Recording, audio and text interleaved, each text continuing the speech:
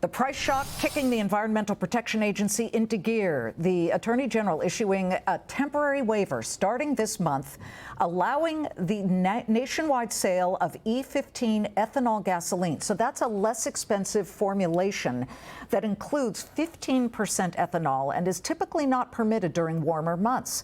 Joining me now, EPA Administrator Lee Zeldin. Administrator Zeldin, thank you for joining us on this really important development. Explain to drivers what kind of money they'll save, what kind of relief they will get from this move.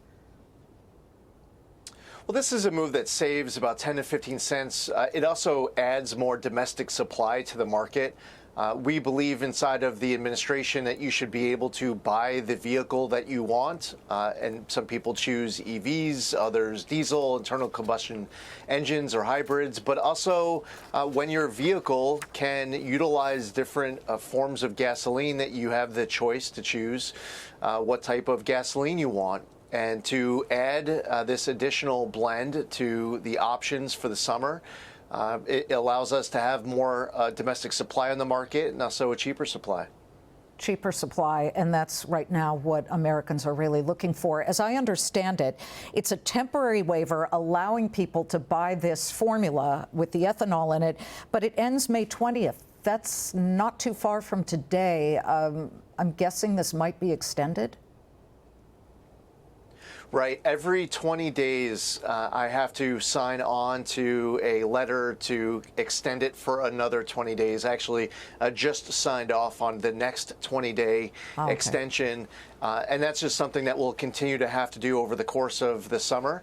And then also these markets, you have these small boutique markets in various states. We are allowing other blends to be sold as well, because when you go from winter to summer, some of the markets change because there's higher volatility in warmer months. But we want to make sure that we have maximum flexibility inside of the market to be able to provide more supply. So part of this was the E15 waiver. Part of it is referred to as E10 with regards to suspending federal enforcement on these boutique markets. And we need some states that haven't yet signed on to allow this access for their residents. That includes states like California and New York and Maryland and Virginia. We just want to do our part to make sure that there's maximum flexibility as the summer approaches. Let's just be clear, though. The E15 blend is for use in light-duty conventional vehicles of the model year 2001 and newer. So if you have a car that's older than 2001, it's not going to work, correct?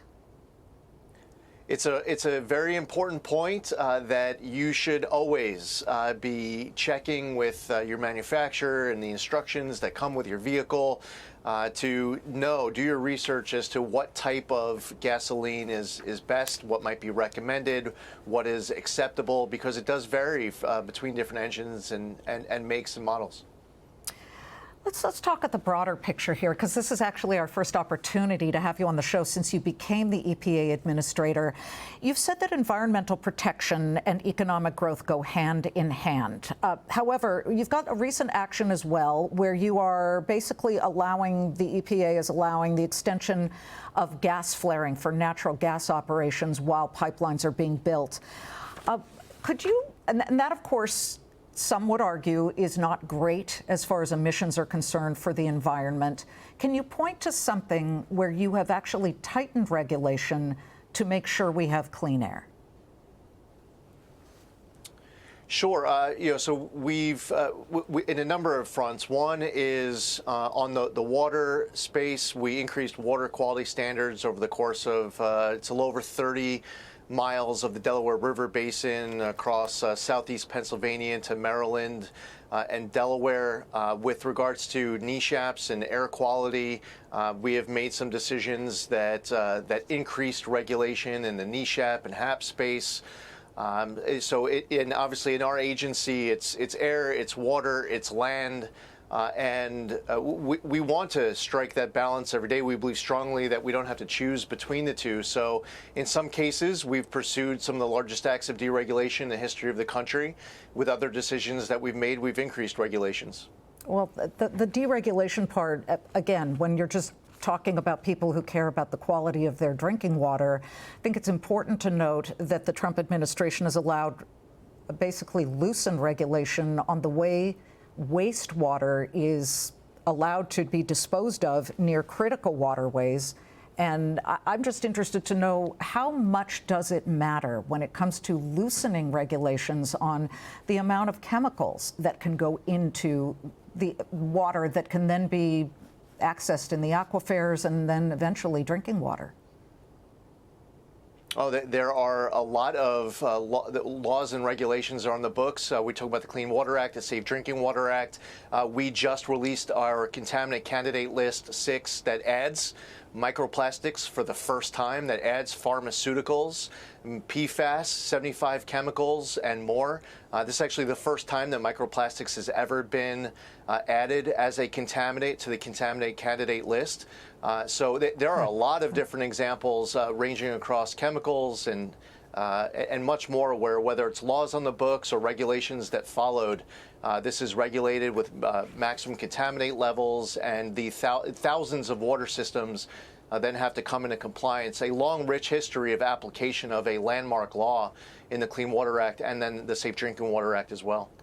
You know, when you were a congressman, you represented the state of New York, and certainly the area in which you live is right there, Long Island on the water. We were all hammered by Hurricane Sandy, New Jersey, New York.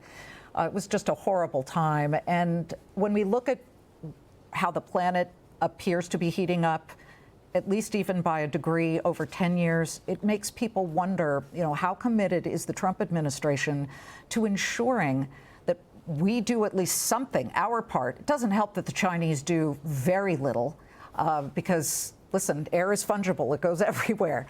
But can you give people a bit of insight into emissions and how concerned you are and how focused you are on making sure that emissions, at least the dangerous ones, go down?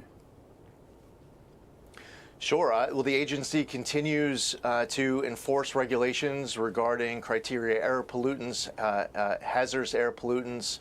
The Clean Air Act is another landmark law, half a century old, where there are many different regulations that continue to get enforced. And over the course of the last couple of decades, we have seen dramatic decreases in the emissions of these different categories that are named inside of the Clean Air Act. While this has happened, you also have companies leaning into new innovations where they have become better stewards of the environment. You see it inside of the auto industry. By the way, whatever kind of vehicle you want, all these different engines are better for the environment than you've seen 20 years ago. Getting a new school bus is better. Getting a new tractor is better.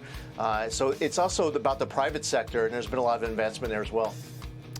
Administrator Zeldin, wonderful to have you on the show. Thank you very much. We appreciate you coming on. Thank you.